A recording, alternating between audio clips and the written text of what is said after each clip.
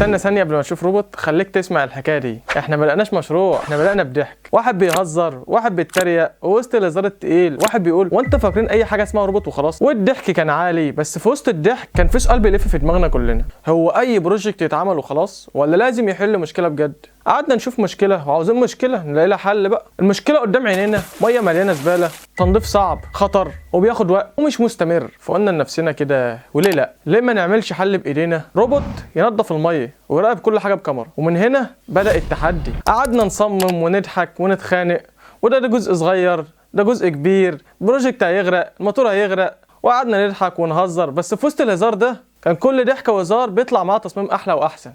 وقت ما خلصنا التصميم كنا عاوزين نشوف مكنه ليزر عشان نقطع الشاسيه بتاعنا.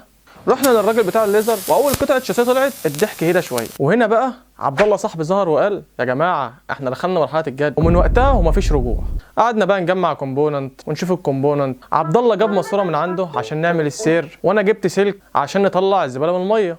وده اهم جزء في البروجكت، اللي احنا ازاي نطلع الزباله من الميه. فعبد الله وخالد راحوا للخراط علشان يعملوا الجزء بتاع السير اللي هيركب في المواتير علشان السير يلف. وكان عندنا برضه موديل كاميرا علشان تشوف الزباله وتطلعها من الميه. فهنا بقى ظهر صاحبي محرم، قال سيبوا لي موضوع الكاميرا ده، وقعد يظبط فيها واحده واحده وفضل يشتغل فيها بالساعات. ومحمود برضه صاحبي وابراهيم كانوا ماسكين الكومبوننت وعمالين يجربوا فيها، وسلك يتحط وسلك يتشال، وقفله تروح وقفله تيجي، وفي وسط هزار والضحك بقى.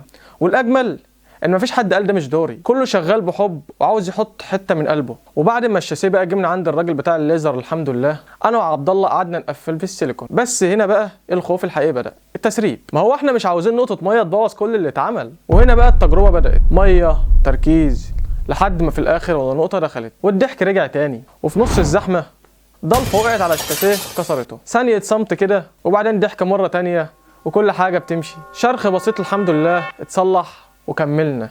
الايام الاخيره في البروجكت ضغط، سهر، توتر، هزار خفيف علشان نعدي ونخلص. بس لحظه تقفيل البروجكت والتشغيل كانت اطول لحظه.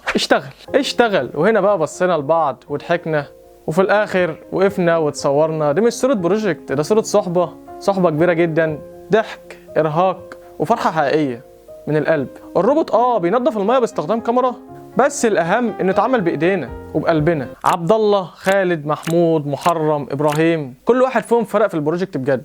من غيرهم ما كانش البروجكت ده هيطلع. احلى ايام مش يوم ما تخلص البروجكت، احلى ايام هي اللي تفضل فاكرها طول عمرك. لو الحكايه دي لمستك سيب قلب، ولو عاوز تشوف احنا نقدر نوصل لفين خليك متابع، لسه في حكايات كتيره نحكيها.